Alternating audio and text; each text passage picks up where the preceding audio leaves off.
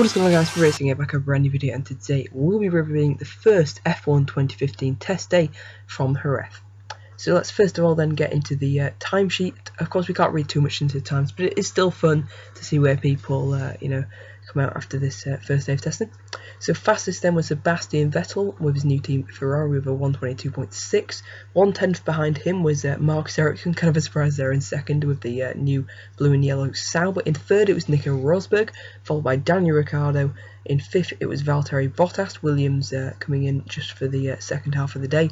Carlos Sainz Jr. was in sixth, and then Fernando Alonso in the McLaren in seventh. Let's just take a look at the lap count then. Rosberg set a mammoth 157 laps. That's pretty good for the reigning world champions, definitely. Over double second place Marcus Ericsson, who managed to get in 73 laps, as did Valtteri Bottas, which is pretty good to be honest, considering he wasn't there for the first part of the day. Had he been there the whole day, he could certainly have matched Rosberg's lap total. We'll probably be seeing that tomorrow. Sebastian Vettel was in fourth with 60 laps in his new Ferrari, followed by Sainz with 46, Daniel Ricciardo with 35 in the Red Bull. Red Bull didn't get too much running, of course, in their shock Red Bull camouflage livery, but I'll come on to that a bit later. And Fernando Alonso just set 6 laps in the new McLaren Honda. So, of course, as expected, the McLaren Honda were pretty far behind, of course, in terms of the laps, in terms of the the timesheets. Of course, it's just like the teams were last year. That's where they've got to. So they've got a lot of catching up to do. I wouldn't expect too much running to be done over these next few days, but they really need to try and find a way to catch up, to be honest, because the other teams are really pulling away in terms of the lap counter. Of course, I believe Jensen Button will be in the car tomorrow.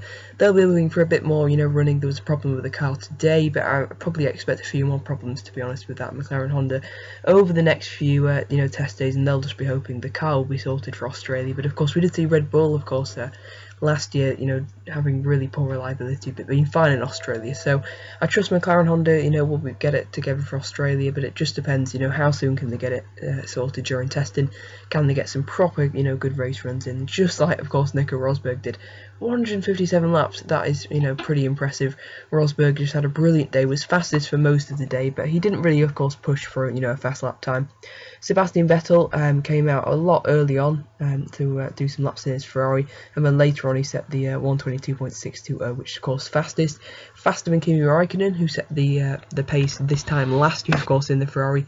Must be a bit of coincidence there, but yeah, pretty interesting from Sebastian Vettel to set the fastest lap there, just the way he'd want to start his 2015 season. Of course, we can't read too much. I mean, it just proves it by the fact that Sauber's in second place.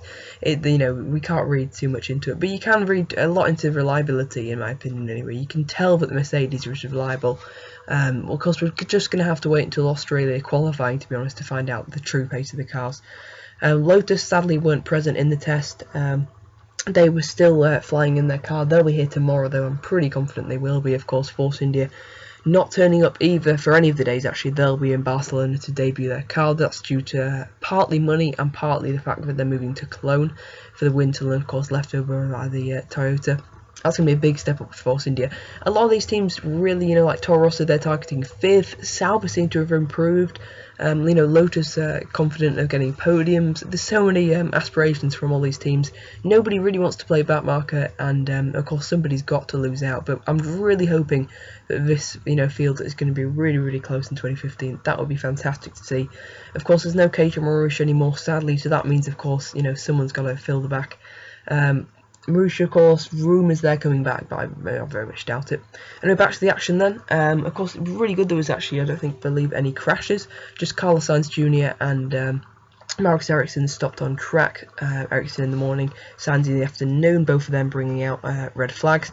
That's to be expected, though, with testing, and apart from that, the Sauber was actually pretty reliable. Toro Rosso got a few laps in, most of any Renault runner, actually. Which is pretty good for that. Yeah, the Renault, of course, only been run by the Toro Rosso and the Red Bull now. They got the least out of the net laps. Then it came the Ferrari engine, of course, thanks to Ericsson and Vettel. And then, of course, Rosberg and Bottas putting in the laps for the Mercedes engine. Of course, Honda didn't even mention, because, they're way down with just 6 laps. So, things to look out for the next few days. Alonso, Button, they really got to try and just hope that the McLaren Honda will actually work for the next few days. That's got to be their target. And just rest of the team just working on reliability. I wouldn't be surprised to see, Rosberg and Hamilton probably doing some pit stop practice or some practice race starts, or just not bother turning up because they've got such a reliable car. But no, I'm sure they're going to be encountering problems. It's not all going to be plain sailing. There will be some doubt, and I'm going to, keenly look at the timesheets. Even though we can't read too much into times, it's always interesting to see who's up there, who's sandbagging, and who's in trouble. Main people in trouble, of course, at the moment, McLaren, but nothing too much really to worry about for the other teams. I think it's a pretty smooth first day of Jerez testing, and yeah, a few things to look forward to then. McLaren hopefully doing more running in the next few days, and of course the debut of the Lotus E23. That's pretty much it then. Of course, just Red Bull as well. Just a surprise launch this morning with the testing camouflage livery. That was quite a big surprise. And the Mercedes, of course, are also officially launching their car.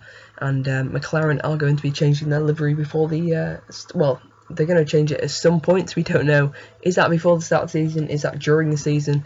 Is that for next year? And that's just what Rob's in said. So just take away from that what you like. But yeah, that's pretty much it then. I'm Sutil Racing, and I'll see you guys next time. Goodbye.